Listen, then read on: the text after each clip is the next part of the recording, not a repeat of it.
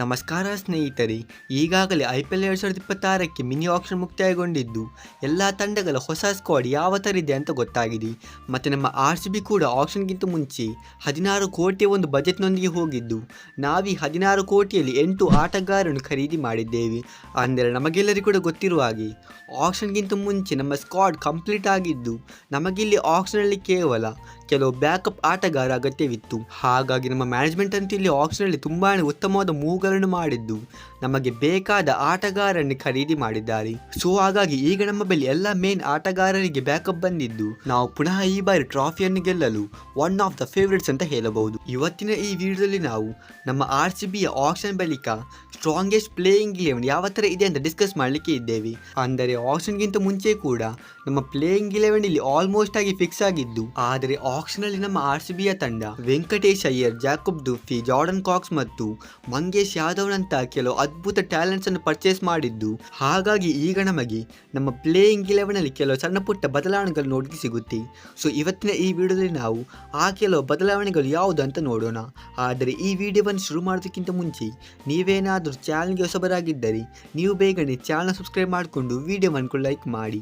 So ನಾವು ಇನ್ನೂ ತರ ಮಾಡದೆ ಬೇಗನೆ ಈ ವಿಡಿಯೋವನ್ನು ಶುರು ಮಾಡೋಣ. ಮೊದಲಿಗೆ ನಿಮಗೆಲ್ಲರಿಗೂ ಕೂಡ ಗೊತ್ತೇ ಇತ್ತು, ನಮಗೆ ಈ ಬಾರಿಯ ಆಕ್ಷನ್ ಅಲ್ಲಿ ಒಬ್ಬ ಲೆಫ್ಟ್ ಹ್ಯಾಂಡೆಡ್ ಮಿಡಲ್ ಆರ್ಡರ್ ಬ್ಯಾಟರ್ನ ಅಗತ್ಯ ಇತ್ತು. ಸೊ ಈ ಒಂದು ಸ್ಥಾನಕ್ಕೆ ಇಲ್ಲಿ RCB ವೆಂಕಟೇಶ್ ಅಯ್ಯರ್ನಂತ ಒಬ್ಬ ಅದ್ಭುತ ಆಲ್ರೌಂಡರ್ ಅನ್ನು ಖರೀದಿ ಮಾಡಿದ್ದು, ನಮ್ಮ ಈ ಒಂದು ಪ್ರಾಬ್ಲಮ್ ಸಾರ್ಟ್ ಔಟ್ ಆಗಿದೆ.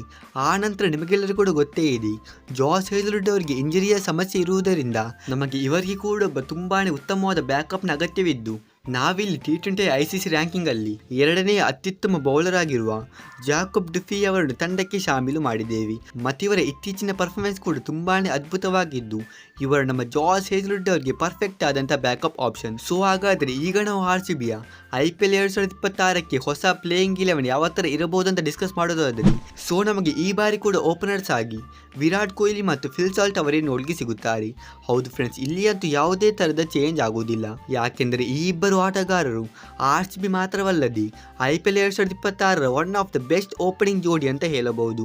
ಮತ್ತು ಇವರ ಇತ್ತೀಚಿನ ಫಾರ್ಮ್ ಕೂಡ ತುಂಬಾನೇ ಉತ್ತಮವಾಗಿದ್ದು, ಇಲ್ಲಿ ಅಂತೂ ಯಾವುದೇ ಚೇಂಜ್ ಆಗುವುದಿಲ್ಲ.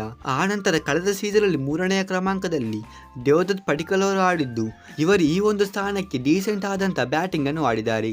ಆದರೆ ನಾನು ನನ್ನ ಪ್ಲೇಯಿಂಗ್ 11ನಲ್ಲಿ ಈ ಒಂದು ಸ್ಥಾನಕ್ಕೆ ಇವರನ್ನು ಡ್ರಾಪ್ ಮಾಡಿ ಇಲ್ಲಿ ವೆಂಕಟೇಶ್ ಅಯ್ಯರ್ ಅವರಿಗೆ ಸ್ಥಾನವನ್ನು ಕೊಡುತ್ತೇನೆ. ಯಾಕೆಂದ್ರೆ ಫ್ರೆಂಡ್ಸ್, ಇವರು ಕೂಡ ಒಬ್ಬ ಲೆಫ್ಟ್ ಹ್ಯಾಂಡೆಡ್ ಬ್ಯಾಟರ್ ಆಗಿದ್ದು ಉದ್ದವಾದ ಸಿಕ್ಸರ್ ಅನ್ನು ಹೊಡೆಯುವ ಕ್ಷಮತೆಯನ್ನು ಹೊಂದಿದ್ದಾರೆ. ಅಷ್ಟೇ ಅಲ್ಲದೆ ಇವರು 1-2 ಓವರ್ ಬೌಲಿಂಗ್ ಕೂಡ ಮಾಡುವುದರಿಂದ ನಮಗೆ ಬೌಲಿಂಗ್ ಅಲ್ಲಿ ಕೂಡ ಬ್ಯಾಕಪ್ ಸಿಗುತ್ತೆ. ಇದೇ ಒಂದು ರೀಸನ್ ಇಂದಾಗಿ ನಾನು ಇಲ್ಲಿ ದೇವದತ್ ಪಡಿಕ್ಕಲ್ ಅವರನ್ನು ಡ್ರಾಪ್ ಮಾಡಿ ಇವರ ಬದಲಿಗೆ ವೆಂಕಟೇಶ್ ಅಯ್ಯರ್ ಅವರಿಗೆ ಸ್ಥಾನವನ್ನು ಕೊಡುತ್ತೇನೆ. ಆ ನಂತರ ನಮಗೆ 4ನೇ ಕ್ರಮಾಂಕದಲ್ಲಿ ಎಂದಿನಂತೆ ಕ್ಯಾಪ್ಟನ್ ರಜತ್ ಪಡಿದಾರ್ ಅವರು ನೋಡ್ಗೆ ಸಿಗುತ್ತಾರೆ. ಇಲ್ಲಿ ಕೂಡ ಯಾವುದೇ ತರಹದ ಬದಲಾವಣೆ ಆಗುವುದಿಲ್ಲ. ಆಮೇಲೆ ಫ್ರೆಂಡ್ಸ್, ನಾನಿಲ್ಲಿ 5ನೇ ಸ್ಥಾನದಲ್ಲಿ ಟಿಮ್ ಡೇವಿಡ್ ಅವರನ್ನು ಇಟ್ಟಿದ್ದೇನೆ. ಹೌದು, ಟಿಮ್ ಡೇವಿಡ್ ಅವರು ತುಂಬಾನೇ ಉತ್ತಮವಾದ ಬ್ಯಾಟರ್ ಆಗಿದ್ದು, ಇವರು ಆಸ್ಟ್ರೇಲಿಯಾದ ಪರವಾಗಿ ಕೂಡ 4ನೇ ಕ್ರಮಾಂಕದಲ್ಲಿ ಬ್ಯಾಟಿಂಗ್ ಅನ್ನು ಮಾಡುತ್ತಾರೆ.